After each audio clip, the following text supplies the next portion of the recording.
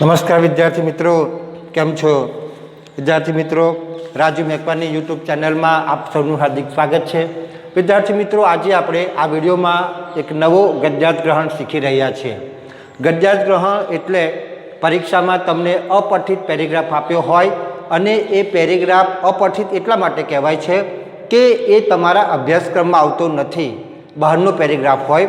એ paragraph તમારે વાંચવાનો હોય અને એની નીચે આપેલા 5 પ્રશ્નોના જવાબ તમારે તમારી પોતાની ભાષામાં લખવાના હોય. એને આપણે કહીએ છીએ ગદ્યાર્થ ગ્રહણ. ગદ્યાર્થ ગ્રહણ એટલે ગદ્યના અર્થને ગ્રહણ કરવાનું અને એની નીચે આપેલા પ્રશ્નોના ઉત્તર આપવા. આ એની સાદી વ્યાખ્યા છે. વિદ્યાર્થી મિત્રો, આ વિડીયો તમે શરૂઆતથી અંત સુધી જોજો એટલે તમને ખ્યાલ આવી જાય કે ગદ્યાર્થ ગ્રહણ કેવી રીતે કરી શકાય. તો ગદ્યાર્થ ગ્રહણ કરવા માટે સૌપ્રથમ તો તમારે જે પેરેગ્રાફ આપ્યો છે આખો પેરેગ્રાફ ધ્યાનથી વાંચવાનો છે.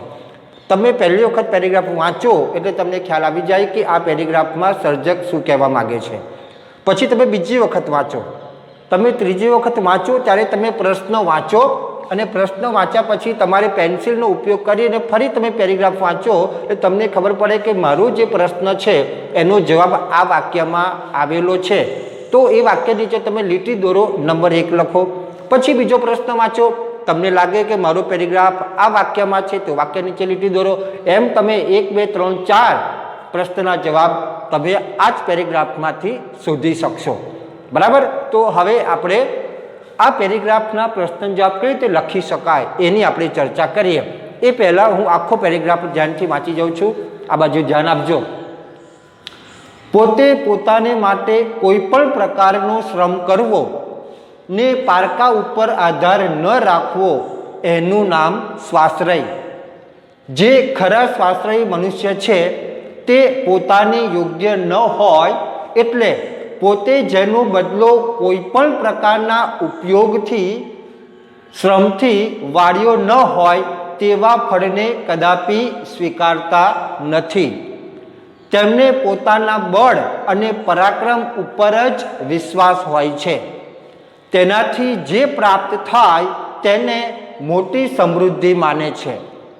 તેમને ધનવાન થવાની, અધિકાર ભોગવવાની, કીર્તિ મેળવવાની ઈચ્છા નથી હોતી એમ નથી, પણ તે બધું પોતાના બાહુબળથી જ મળે તો ભોગવે, નહીં તો પારકી ખુશામતથી તે લેવાની કદી ઈચ્છા રાખતા નથી. તે ન મળે તેનાથી શોક પામતા નથી. આ રીતે તમે પેરેગ્રાફ વાંચો અને પેરેગ્રાફ વાંચ્યા પછી તમારે પ્રશ્નના જવાબ આની અંદરથી શોધીને જ લખવાના છે. હવે તમે જ્યારે પ્રશ્નના જવાબ વિદ્યાર્થી મિત્રો લખો ત્યારે તમને તો ખબર પડી જાય કે આ વાક્યમાં મારો જવાબ છે. તો કેટલાક વિદ્યાર્થીઓ ભૂલ શું કરતા હોય છે કે બેઠે બેઠું વાક્ય ઉઠાવીને અહીંયા મૂકી દેતા હોય છે. એવું આપણે ક્યારેય નથી કરવાનું. આપણે પ્રશ્નો વાંચીએ છીએ, એનો જવાબ આપણને આ વાક્યમાં મળે છે તો વાક્ય વાંચવાનું છે, સમજવાનું છે.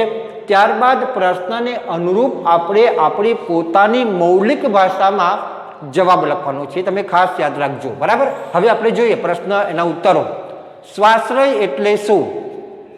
અહીંયા આ વાક્યમાં જવાબ છે કે પોતે પોતાને માટે કોઈ પણ પ્રકારનો શ્રમ કરવો ને પારકા ઉપર આધાર ન રાખવો એનું નામ સ્વાશ્રય. હવે આ વાક્યમાં જવાબ છે તો આપણે આ બેઠું બેઠું વાક્ય ઉઠાવતા નથી, પણ વાક્ય સમજીએ છીએ અને સમજીને પોતાની મૌલિક ભાષાની અંદર થોડા વાક્યની અંદર થોડા ફેરફાર સાથે આપણે જવાબ લખીએ છીએ. તો જવાબ આ રીતે લખી શકાય: પારકા ઉપર આધાર રાખ્યા વિના જાતે કરેલા શ્રમને સ્વાશ્રય કહે છે. બરાબર? એટલે અહીંયા લખ્યું છે, જો પોતે પોતાને માટે કોઈ પણ પ્રકારનો શ્રમ કરવો ને પારકા ઉપર આધાર ન રાખવો. બરાબર? એટલે આપણે અહીંયા લખ્યું છે કે પારકા ઉપર આધાર રાખ્યા વિના જાતે કરેલા શ્રમને સ્વાશ્રય કહે છે. બીજો પ્રશ્ન જોઈએ. સ્વાશ્રયી મનુષ્ય કેવા ફળને સ્વીકારતા નથી? તો એનો જવાબ અહીંયા છે: પોતે જેનો બદલો કોઈ પણ પ્રકારના ઉપયોગી શ્રમથી વાળ્યો ન હોય તેવા ફળને કદાપી સ્વીકારતા નથી. વાક્ય વાંચીએ છીએ, સમજીએ છીએ, પછી પ્રશ્ન વાંચીએ છીએ, સમજીએ છીએ અને પ્રશ્નને અનુરૂપ આપણે જવાબ લખીએ છીએ. તો જવાબ એનો આ રીતે લખી શકાય: જો આપણે બેઠા બેઠું વાક્ય લેતા નથી, બરાબર. અહીંયા વાક્ય છે પોતે જેનો બદલો કોઈ પણ પ્રકારના ઉપયોગથી શ્રમથી વાળ્યો ન હોય તેવા ફળને કદાપી સ્વીકારતા નથી, બરાબર. તો આપણે એને વાક્યને સમજીએ છીએ. જવાબ તો આ સાચો છે, પણ આપણે પ્રશ્નને અનુરૂપ જવાબ લખીએ છીએ. તો જવાબ આ રીતે છે, જેમાં પોતાનો શ્રમ ન હોય કે જે પ્રવૃત્તિમાં ઉપયોગી શ્રમથી બદલો વાળ્યો ન હોય તેવા ફળને સ્વાશ્રયી મનુષ્ય સ્વીકારતા નથી, બરાબર. ત્રીજો પ્રશ્ન જોઈએ. સ્વાશ્રયી મનુષ્યના મતે મોટી સમૃદ્ધિ કઈ છે? સ્વાશ્રયી મનુષ્યના મતે મોટી સમૃદ્ધિ કઈ છે? તેનો જવાબ અહીંયા છે, તેમને પોતાના બળ અને પરાક્રમ ઉપર જ વિશ્વાસ હોય છે, તેનાથી જે પ્રાપ્ત થાય તેને મોટી સમૃદ્ધિ માને છે. તો જવાબ અહીંયા છે એનો આ રીતે લખાય, સ્વાશ્રયી મનુષ્ય પોતાના બળ અને પરાક્રમે મેળવેલી સમૃદ્ધિને જ મોટી સમૃદ્ધિ માને છે. ચોથો પ્રશ્ન જોઈએ. સ્વાશ્રયી મનુષ્ય કેવા સંજોગોમાં પણ શોક કરતા નથી? તો એનો જવાબ અહીંયા છે, તેમને ધનવાન થવાની, અધિકાર ભોગવવાની, કીર્તિ મેળવવાની ઈચ્છા થતી હોતી નથી એમ નથી, પણ તે બધું પોતાના બાહુબળથી જ મળે તો ભોગવે છે, નહીં તો પારકી ખુશામતથી તે લેવાની કદી ઈચ્છા રાખતા નથી. તે ન મળે તો તેનાથી શોક પામતા નથી. હવે જવાબ લાંબો છે, પણ આપણે ટૂંકમાં અહીંયા લખવાનું છે. અહીંયા જો સ્વાશ્રયી મનુષ્ય ધન, કીર્તિ ને અધિકાર, બરાબર. અહીંયા લંબાણથી લખ્યું છે કે તેમને ધનવાન થવાની, બરાબર, અધિકાર ભોગવવાની કે કીર્તિ મેળવવાની ઈચ્છા નથી.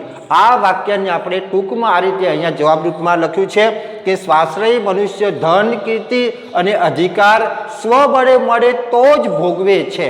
આખા વાક્યને આપણે પ્રશ્નને અનુરૂપ જવાબ બનાવવાનો છે, બરાબર.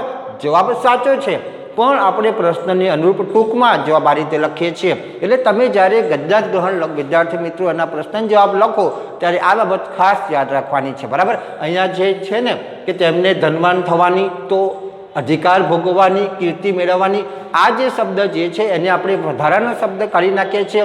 એમાંથી ધન, અધિકાર અને કીર્તિ આ ત્રણ અગત્યના શબ્દ લઈ અને આપણે વાક્ય બનાવી અને આપણે જવાબ લખીએ છીએ.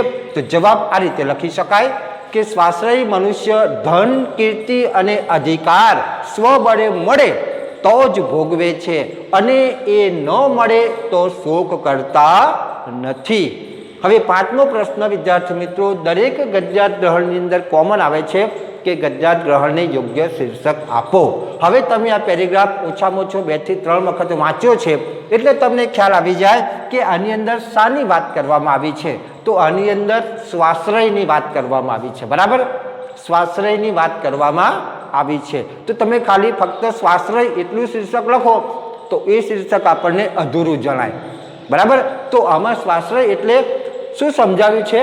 તો સ્વાશ્રયનું મહત્વ, માનવ જીવનમાં સ્વાશ્રય અગત્યનું કેમ છે, અથવા તો સ્વાશ્રય મનુષ્ય કેવા હોય એની વાત કરવામાં આવી છે. તો આપણે આ પેરેગ્રાફનું યોગ્ય શીર્ષક આપવું હોય તો આપણે એમ આપી શકાય, સ્વાશ્રયનું મહત્વ, બરાબર. તો આ પેરેગ્રાફનું સાચું શીર્ષક છે સ્વાશ્રયનું મહત્વ, બરાબર. તો વિદ્યાર્થી મિત્રો, આ રીતે જો આ પેરેગ્રાફ પરીક્ષામાં પૂછાય તો તમારે આ રીતે સારા અક્ષર કાઢી ચેકચાક વગર, જોડણીની ભૂલ વગર તમારે સુવાચ્ય અક્ષરોએ જવાબ લખવાના છે. અને હા, એક બાબત ખાસ યાદ રાખજો કે વિદ્યાર્થી મિત્રો, ગદ્યાર્થ ગ્રહણનો પ્રશ્ન પરીક્ષામાં ફરજિયાત છે, એ પૂછાય છે અને એના ઓપ્શનમાં કશું આવતું નથી. એટલે તમારે ગદ્યાર્થ ગ્રહણ ફરજિયાત તૈયાર કરવાનું છે, લખવાનું છે, અને એકદમ સરળ છે. તમે આના રોકડા માર્ક્સ પ્રાપ્ત કરી શકો છો. ગદ્યાર્થ ગ્રહણના મેં લગભગ 30-40 વિડીયો બનાવેલા છે. તમે અલગ અલગ પેરેગ્રાફના બનાવેલા છે. તમે જોયા ન હોય તો જોઈ લેજો. આવા તમે 10-15 વિડીયો જોશો એટલે તમને ગદ્યાર્થ ગ્રહણ વિશે પૂરેપૂરો ખ્યાલ આવી જશે, બરાબર. તો વિદ્યાર્થી મિત્રો, અહીંયા મારો વિડીયો પૂર્ણ કરું છું.